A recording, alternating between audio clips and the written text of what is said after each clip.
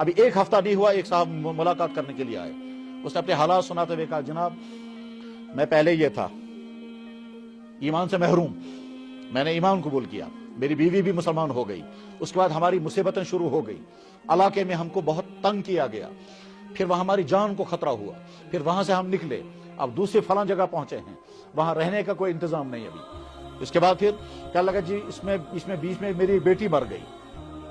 خود اس کی کڈنی خراب ہو گئی تو ایک کڈنی فیل ہو گئی، اس کی بیوی جو ہے وہ چھت سے نیچے گر گئی تو اسے ٹانگ ٹوٹ گئی۔ کہتا ہے ایک بیٹی میری بیمار ہو گئی، اس کو دلی ہسپتال میں لے گئے تو 13 لاکھ روپے لگ گئے، اور ایک بیٹا ہے، اس بیٹے کو کھانا کھاتا ہے تو یہاں سے باہر کھانا باہر آ جاتا ہے، یہاں اس کو کوئی سراغ ہے۔ اتنی ساری مصیبتوں میں ہوں، خود کڈنی فیلئر، ایک کڈنی کام کر رہی ہے، بیوی کی ٹانگ ٹوٹ گئی ہے، رہنے کا انتظام نہیں ہے، ایک بیٹی مر گئی ہے، ایک بیٹی کا علاج چل رہا ہے، 13 لاکھ روپے دلی میں اپولو میں خرچ ہو چکے ہیں، اور خود جو ہے ایک کڈنی فیل ہے، بیٹا جو ہے اس کو کھانا یہاں سے آتا ہے، یہاں سے باہر نکل آتا ہے کیونکہ یہاں اس کو کوئی سراغ ہوا ہے، اور اس حال میں بھی کہتا ہے مگر اللہ کا شکر ہے ایمان ہے جی، کہتے ہیں اللہ کا شکر ایمان ہے۔ ان مشکلات میں میں نے کہا کیا پوچھنا چاہتے ہیں، کیا کرنے کے لیے آئے؟ کہنے لگا کچھ نہیں، بس صرف یہ دعا کرے اللہ تعالیٰ ایمان پر باقی رکھے۔ ساتھ میں کہتا تھا مجھے آفر آ رہے ہیں واپس آ جاؤ، یہ ساری چیزیں حل ہو جائیں گی۔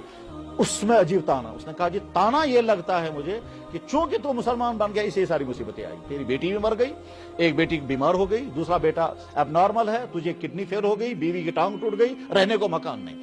رہنے کو جگہ نہیں ہے، اگر تو واپس آ جائے گا سب کچھ ٹھیک ہو جائے گا، مگر میں سوچتا ہوں جی واپس نہیں جاؤں گا، اگر واپس گیا تو جہنم میں جاؤں گا۔ میرے بھائیوں، ایمان قبول کرنے والے اس طرح سے جمے رہتے ہیں، اللہ نے ہم کو ان تمام امتحانوں سے بچایا، اس لیے عہد کر کے اٹھے انشاءاللہ